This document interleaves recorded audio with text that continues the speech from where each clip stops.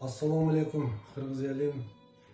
Ыйык Рамазан айында кармаган розоңуздар кабыл болсун.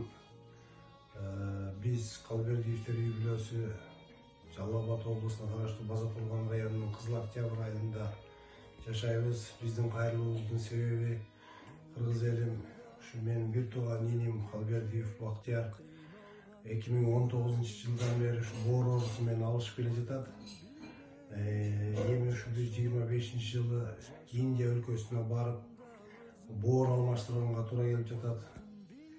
Биздин каражатыбыз жетпегендигине байланыштуу ушу сиздерден жардам сурап чыгып жатабыз. Колуңуздардан келсе жардамыңыздарды аябаңыздарды суранабыз. Донорубуз да бар, каржы маселесин гана ушу күтүп турабыз да, ушу жетпей турат.